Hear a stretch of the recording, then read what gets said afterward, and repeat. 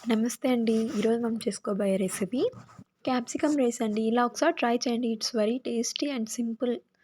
Morning tiffin లెక్ కానివ్వండి, afternoon lunch box లెక్ కానివ్వండి, పిల్లలకు చాలా టేస్టీగా ఉంటుందండి.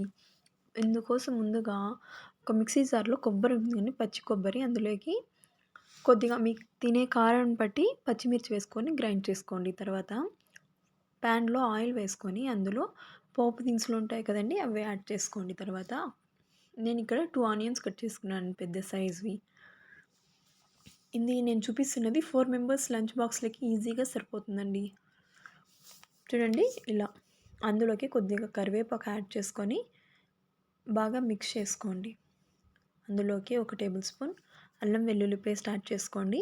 బాగా మిక్స్ చేసుకున్న తర్వాత చూడండి ఇలా పచ్చివాసన పోయేలాగా బాగా మిక్స్ చేసుకోవాలండి.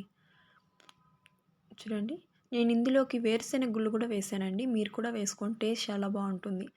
మన రుచికి తగ్గట్టుగా సాల్ట్ యాడ్ చేసుకొని క్యాప్సికమ్ నేను ఇక్కడ 2 క్యాప్సికమ్ తీసుకొని సన్నగా కట్ చేశానండి. కట్ చేసి అందులో ఆయిల్‌లోకి యాడ్ చేసుకొని బాగా మిక్స్ చేసుకోండి. అందులో కొద్దిగా పసుపు యాడ్ చేసుకోండి. అది వేగిన తర్వాత ఇందులోకి మనం ముందుగా పేస్ట్ చేసి పెట్టుకున్నాం కదండీ!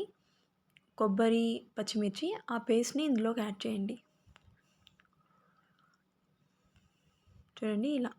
ఆ పేస్ట్‌ని మొత్తం యాడ్ చేసుకొని పచ్చివాసన పోయేలాగా వేయించుకోండి.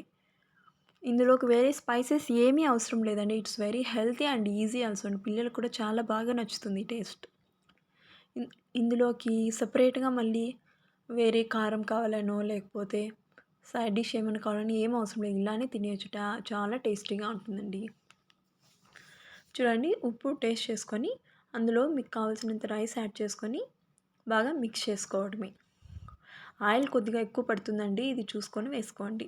ఇంతేనండి వేడి వేడి క్యాప్సికమ్ రైస్ రెడీ. ఈ వీడియో గనుక మీకు నచ్చినట్లయితే ప్లీజ్